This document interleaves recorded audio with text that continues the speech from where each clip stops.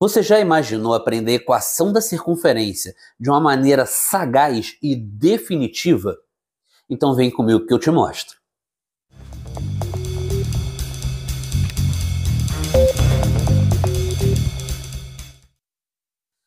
Senhoras e senhores, sejam todos muito bem-vindos ao canal Receita Matemática. Eu sou o professor Paulo Henrique e nessa aula eu vou te explicar com riqueza de detalhes a equação da circunferência.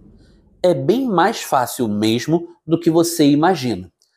Para definir uma circunferência, graficamente falando, você precisa de duas características muito fortes a respeito dessa figura. Você precisa definir onde você quer que o centro esteja e você precisa também definir o tamanho da circunferência. Esse tamanho da circunferência é dito pelo tamanho do raio, é traduzido pelo tamanho do raio. Assim, você se vê obrigado a definir as coordenadas do centro, que eu genericamente vou tratar como coordenadas A e B, no plano cartesiano, e vou definir uma circunferência de raio R, por hora, genericamente falando, sem nenhum valor a ser exibido. Como o meu raio já está desenhado e o centro já está definido, eu me vejo em condições de definir a circunferência para você, desenhar a circunferência para você, como vou fazer agora com o meu compasso. Você vai, com a ponta seca do compasso, apoiar exatamente no centro e o tamanho do raio, você abre o seu compasso exatamente dessa medida. Depois, basta você traçar o arco de circunferência. Pronto. Está aí desenhada a nossa circunferência e, se nós formos capazes de desenhar a circunferência a partir das coordenadas do centro e do tamanho do raio, uma figura com tamanha regularidade, é porque nós também conseguimos falar para você a equação dessa circunferência. Todos esses pontos que você vê delineando a circunferência, eles possuem uma propriedade em comum. É através dessa propriedade que nós vamos ser capazes de equacionar tal figura.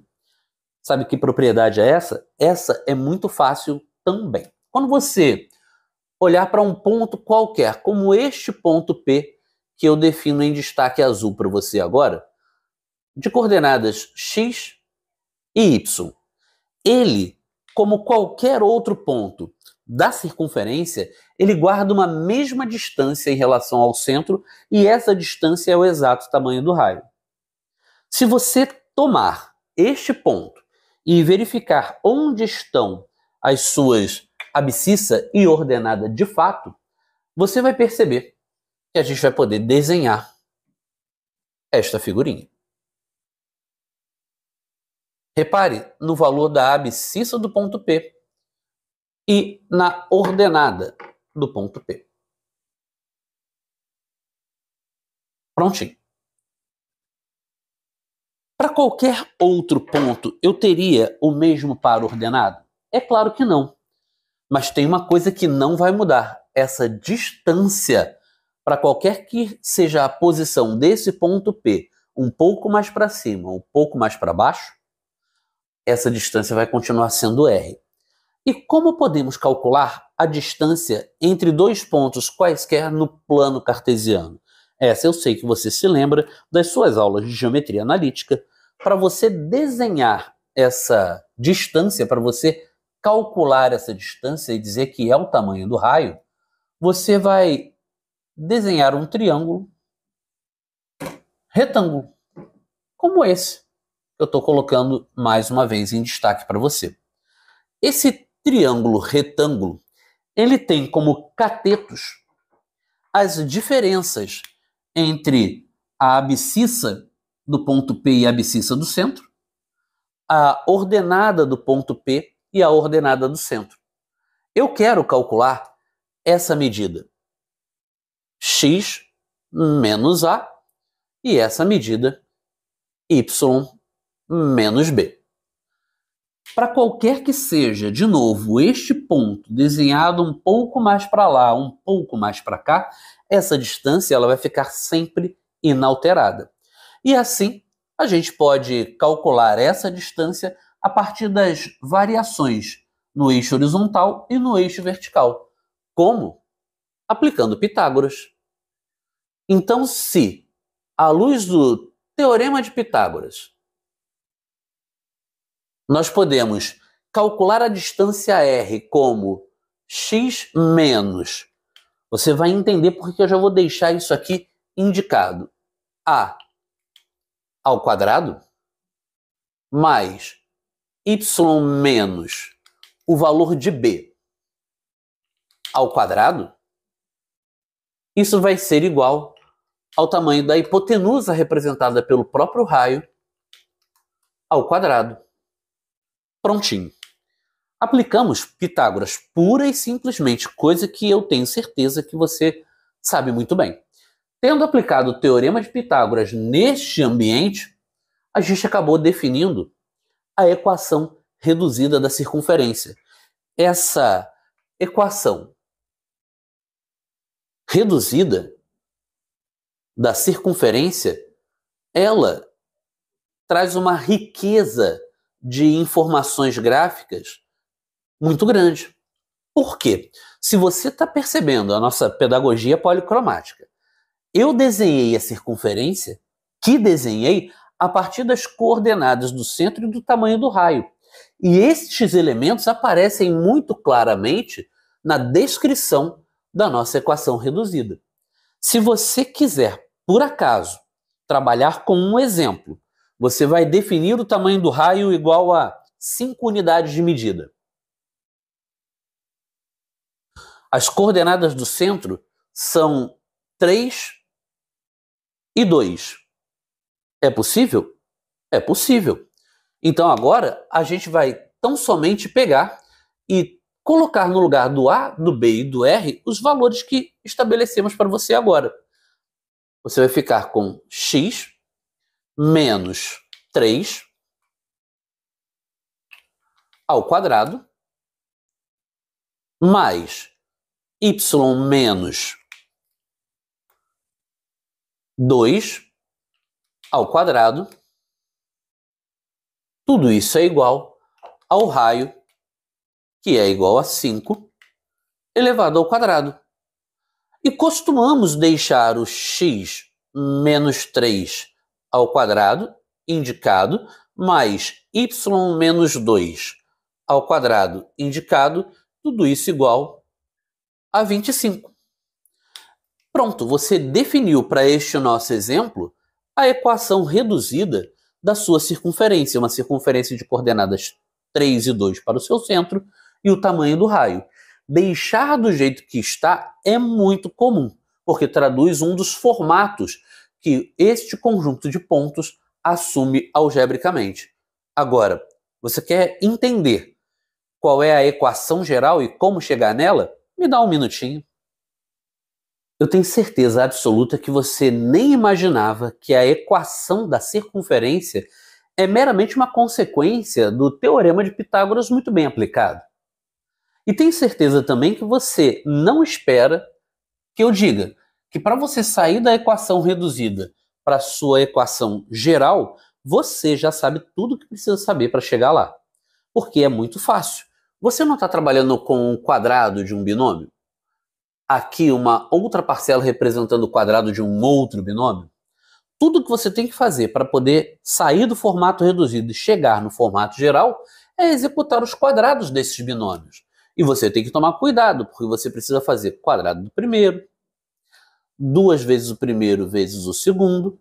Eu já tomei a liberdade de deixar indicado o resultado dessa parcela, mais o quadrado do segundo. Eu também já deixei indicado que o menos 3 ao quadrado vai dar mais 9.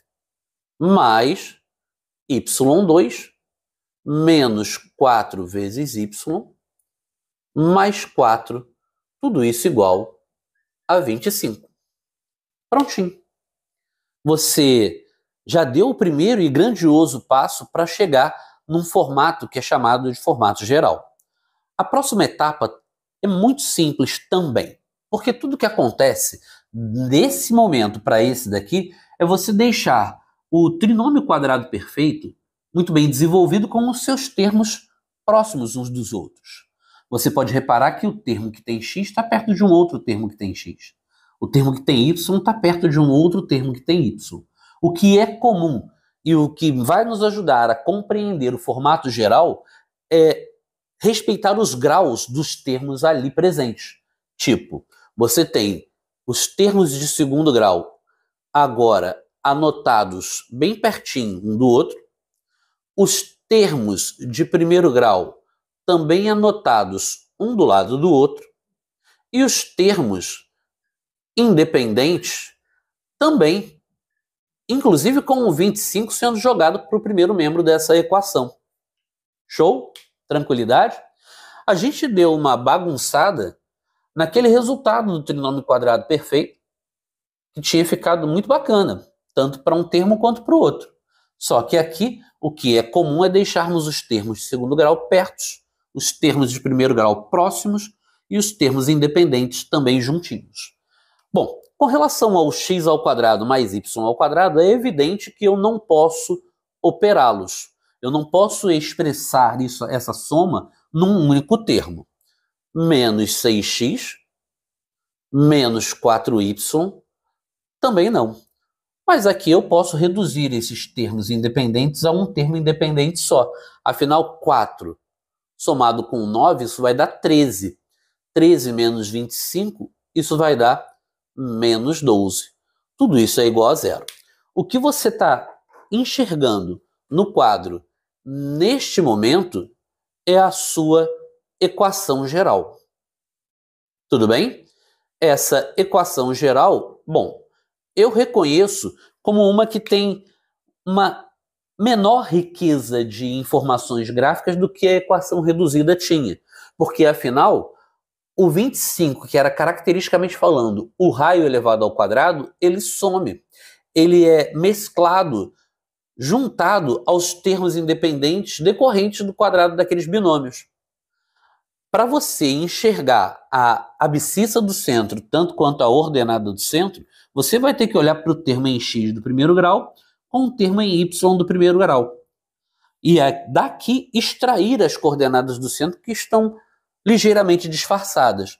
Quando você conseguir extrair as coordenadas do centro que estão disfarçadas e trouxer de volta o 25 para este cenário, você vai estar passando do formato geral para o formato reduzido. Então é só seguir exatamente os mesmos passos, só que ao contrário. Alguns avisos importantes e rápidos antes de continuarmos. Se você chegou comigo até aqui, imagino que você esteja apreciando por demais esse vídeo. Se você está apreciando de fato, por que você não se inscreve no nosso canal? Assim você pode receber os avisos dos lançamentos de aulas como essa em primeira mão. Inscreva-se no nosso canal, ative o sininho que você vai ter acesso rápido a essas aulas. Bom, propagandas à parte, vem um próximo destaque muito importante. Quando você está trabalhando com geometria analítica, você está trabalhando com a capacidade que nós temos que desenvolver de equacionar as figuras. Tudo que você estudou na geometria plana ele vai ser equacionado para poder trabalhar agora com a geometria analítica. Desse modo, se a gente vai equacionar, a álgebra vai imperar nesse momento. Então, às vezes, você pode ter algum tipo de dúvida nesse trabalho com equação da circunferência, só que a sua dúvida pode não ser da equação da circunferência em si, e algum conteúdo anterior que eu faço questão de recuperar contigo agora.